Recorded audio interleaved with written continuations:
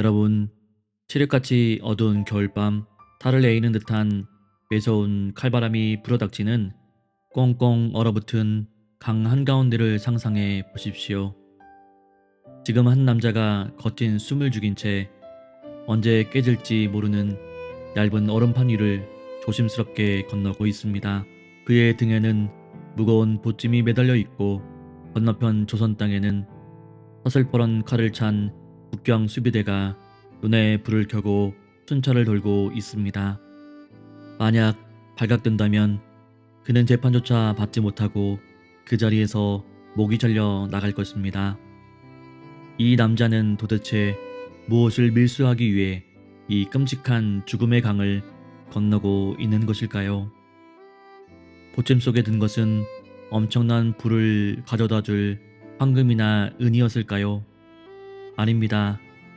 이 남자가 자신의 목숨을 걸고 자신의 모든 것을 걸고 조선 땅으로 몰래 숨겨 들여가던 것은 다름 아닌 낯선 서양 종교의 종이책 뭉치였습니다. 오늘 우리는 돈에 목숨을 걸었던 평범한 장사꾼에서 영원한 생명을 전하기 위해 진짜로 자신의 목숨을 던져버린 위대한 밀수꾼의 이야기를 나누려고 합니다. 바로 한국 개신교 역사상 최초로 세례를 받은 사람이자 성경을 전하다가 감옥에서 끔찍한 고문을 받고 죽은 한국 개신교 최초의 평신도 순교자 백홍준 장로의 가슴 시린 이야기입니다. 우리는 흔히 신앙생활을 하면서 이렇게 기도합니다. 하나님, 제가 주님을 믿고 헌신했으니 제 인생의 닫힌 문을 활짝 열어주시고 세상에서도 나 부럽지 않게 성공하게 해주십시오. 우리는 예수님의 이름을 빌려 내 욕망을 채우려 하고 영광의 면류관은 원하면서도 피 묻은 십자가는 철저히 피하려고 합니다. 하지만 복음의 역사는 언제나 우리의 얄팍한 기대를 산산조각내며 가장 철저한 자기 부인과 십자가의 죽음을 통해 생명의 꽃을 피워납니다. 오늘 백홍준의 핏빛 발자취를 따라가며 나를 죽이고 예수를 살려내는 진짜 복음의 역설 앞에 우리 모두의 영혼이 무릎 꿇게 되기를 간절히 소망합니다. 19세기 후반 평안도 의주 지역에는 중국과의 국경 무역을 통해 큰 부를 축적하려는 상인들이 넘쳐났습니다. 백홍준 역시 그런 평범한 의주 상인 중 한 명이었습니다. 그는 오직 돈을 벌어 세상에서 성공하겠다는 세속적인 야망을 품고 험난한 압록강을 수시로 넘나들었습니다. 당시 우주 상인들은 중국어에 능통했고 이제에 밝았으나 그들의 인생의 목적, 그들의 시는 오직 돈이었습니다. 그런데 백홍준과 그의 동료 상인들인 이응찬, 이성아, 김진기 등은 중국 만주의 영구와 고려문 등지에서 자신들의 운명을 통째로 뒤바꿔 놓을 사람들을 만나게 됩니다.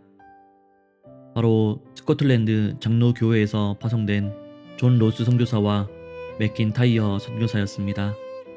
처음 이 조선의 상인들이 선교사들에게 접근한 이유는 매우 현실적이고 계산적이었습니다. 낯선 이국 땅에서 서양 선교사들에게 한국말을 가르쳐주고 그 대가로 생계를 유지하거나 돈을 벌기 위함이었습니다. 그들에게 서양의 낯선 종교 따위는 전혀 관심 밖의 일이었습니다. 하지만 여러분, 하나님의 섭리는 참으로 기막힙니다. 조선의 언어를 가르쳐 주기 위해서는 필연적으로 선교사들이 가지고 있던 한문 성경을 함께 읽고 번역해야만 했습니다.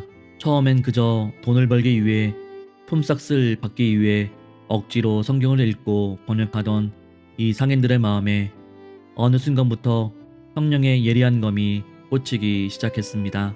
돈이 최고인 줄 알았고 세상의 성공이 전부인 줄 알았던 이들의 메마른 영혼에 십자가에 피 묻은 복음이 거대한 해일처럼 밀려 들어온 것입니다.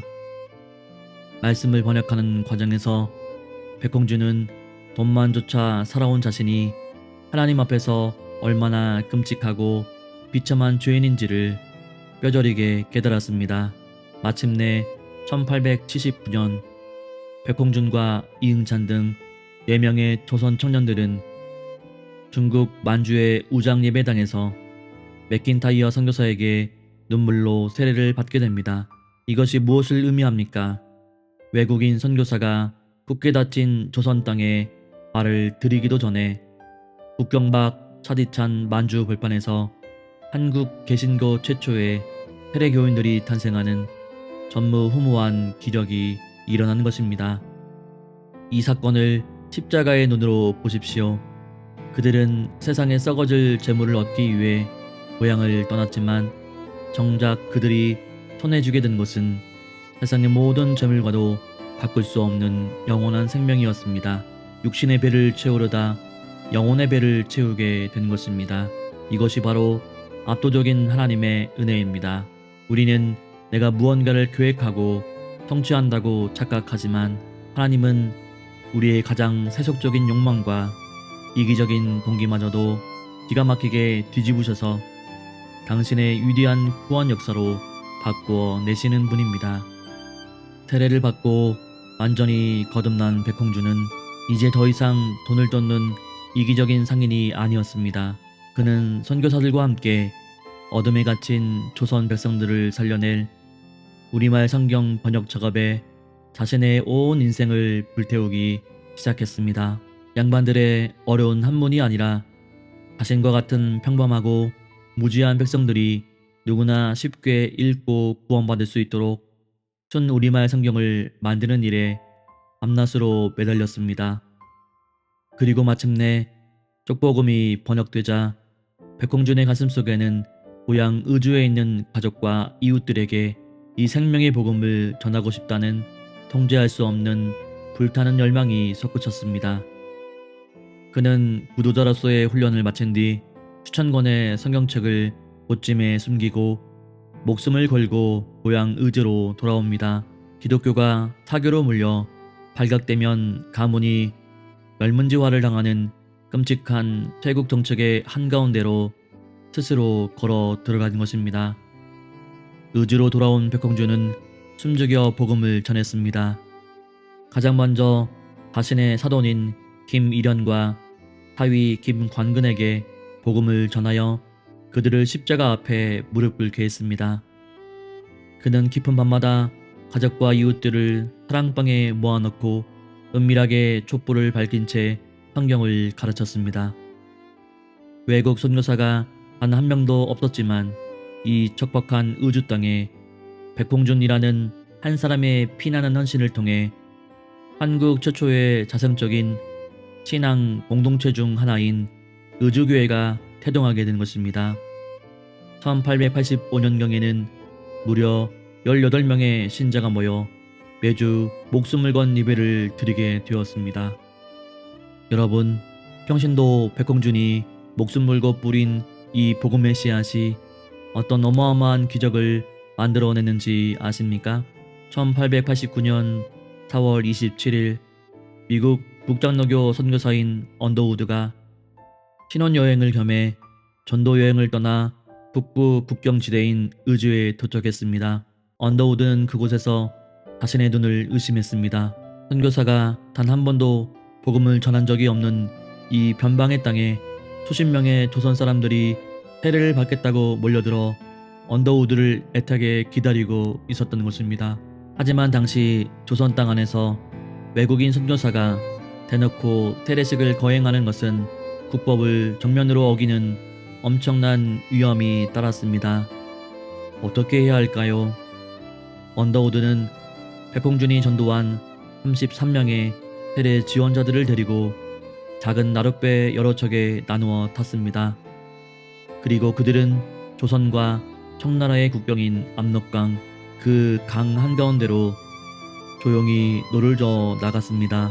조선의 법망도 청나라의 법망도 미치지 않는 부비치는 압록강 한가운데 떠있는 흔들리는 배 위에서 언더우드 선교사는 33명의 조선인들에게 눈물로 세례를 베풀었습니다.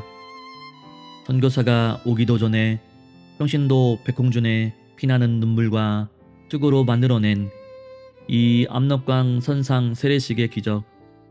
이것은 우리 민족의 죄를 씻어낸 한국의 요단강 사건이자 세계 선교 역사상 그 유래를 찾아볼 수 없는 가장 장엄하고 가슴 벅찬 명장면이 아닐 수 없습니다. 이후 언더우드, 모펫, 게일 등 서양 선교사들이 조선에 본격적으로 들어오자 백공주는 자신의 모든 기득권을 내려놓고 그들의 가장 든든한 안내자요 헌신적인 조력자가 되었습니다. 1887년 언더우드가 서울 정동에 한국 최초의 조직교회인 해문안교회를 창립할 때 서상윤과 함께 한국 개신교 최초의 장로로 추대된 사람도 바로 백홍준이었습니다. 그는 평안도와 황해도 일대를 돌며 선교사들의 순회 전도 집회를 주선하고 무거운 성경 보쯤을 지게에 짊어지고 방방곡곡을 누비는 권서인, 즉 매서인으로서 빛을 전했습니다. 하지만 여러분, 어둠의 세력은 결코 빛을 가만두지 않았습니다. 서양 종교가 민중 속으로 들불처럼 퍼져나가는 것을 두려워했던 조선의 관원들은 예의주시하던 백홍준을 마침내 1892년에 전격적으로 체포합니다. 그에게 씌워진 제목은 나라에서 금지한 불온서적인 성경을 함부로 유포하고 국법을 어기며 불법 집회를 주도했다는 것이었습니다. 감옥에 갇힌 백홍준에게 가해진 고문은 필설로 다할 수 없이 끔찍했습니다. 목에 무거운 칼이 채워지고 살점이 떨어져 나가는 매질이 이어졌습니다. 한때 수많은 돈을 주고 떵떵거리던 무역 상인이었던 그가 대체 왜 햇빛 한 줌 들어오지 않는 캄캄하고 축축한 감옥 바닥에서 피를 흘리며 뼈가 부서지는 고통을 겪어야만 했습니까? 그는 관원들 앞에서 예수를 모른다고, 다시는 서양책을 전하지 않겠다고 한마디만 거짓으로 타협하면 곧바로 풀려날 수 있었습니다. 하지만 백홍준은 결코 배교하지 않았습니다. 당신들이 나의 육신은 찢어 죽일 수 있으나 나의 영혼은 영원한 생명의 주인이신 예수 그리스도의 것입니다. 그는 피투성이가 된 입술로 자신을 고문하는 자들을 향해 끝까지 십자가의 복음을 증거했습니다. 결국 혹독한 매질과 굶주림 그리고 매서운 추위를 견디다 못해 백홍준은 이듬해인 1893년 차디찬 감옥 바닥에서 조용히 숨을 거두고 맙니다. 그는 한국 개신교 역사상 최초의 평신도 출신 순교자가 되어 자신의 뜨거운 피로 조선 땅에 영원히 지워지지 않는 십자가의 흔적을 깊게 새겨 넣었습니다. 사랑하는 성도 여러분, 그리고 이 영상을 보시는 여러분, 백홍준 장로의 처절하고도 거룩한 죽음 앞에 서서 오늘 우리의 나약하고 부끄러운 신앙을 돌아보지 않을 수 없습니다. 세상의 눈으로 보면 백홍준의 인생은 철저한 실패작입니다. 망한 인생입니다. 오늘벌러 만주에 갔다가 이국 땅에서 고생만 하고 평생 무거운 보찜을 지고 쫓겨 다니다가 결국 불온서적을 퍼뜨린 반역 죄인으로 몰려 감옥에서 비참하게 맞아 죽었기 때문입니다. 하지만 영적인 눈으로, 십자가의 눈으로 이 위대한 패배를 똑똑히 보십시오. 내가 진실로 진실로 너희에게 이르노니 한 알의 밀알이 땅에 떨어져 죽지 아니하면 한 알 그대로 있고 죽으면 많은 열매를 맺느니라. 백홍준이라는 그 한 알의 밀알이 차가운 감옥 바닥에서 처참하게 으깨어지고 철저히 죽어갔기 때문에 바로 그 피 묻은 터전 위에서 수만의 교회가 세워지며 오늘날 전 세계가 부러워하는 대한민국 기독교의 거대한 숲이 생겨난 것입니다. 인간의 완벽한 실패와 죽음 위에서 하나님은 가장 찬란하고 완전한 부활의 승리를 이루어 내셨습니다. 이것이 바로 우리가 믿는 십자가의 역설입니다.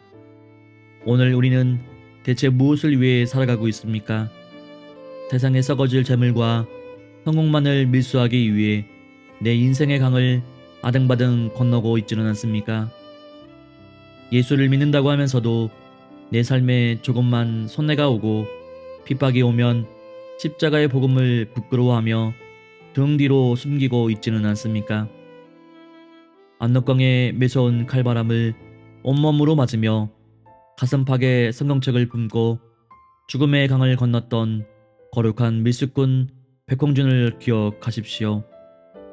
그는 썩어 없어질 백년의 육신을 미련 없이 버리고 영원히 썩지 않을 영생의 멸류관을 썼습니다. 하나님은 오늘 이 시간 우리에게도 준엄하게 묻고 계십니다. 너는 무엇을 위해 죽을 것인가? 세상에 갇혀 죽어가는 저 영혼들을 살려내는 위대한 복음의 밀수꾼이 되지 않겠는가? 여러분, 예수를 위해 걷는 그 고난의 길이 결코 헛되지 않습니다. 세상이 우리를 실패자라 조롱해도 결코 두려워하지 마십시오. 백홍준이 피눈물로 걸었던 그 캄캄한 압록강의 길이 훗날 영광스러운 선상 세례식의 요단강이 되었듯 복음을 위해 흘린 여러분의 땀과 눈물이 변하여 마침내 가장 찬란한 부활의 영광으로 열매 맺게 될 것을 굳게 믿습니다. 오늘 또 십자가의 역설을 가슴에 품고 나를 죽여 예수를 살려내는 거룩한 생명의 통로로 쓰임받는 저와 여러분이 되기를 주님의 이름으로 간절히 축원합니다.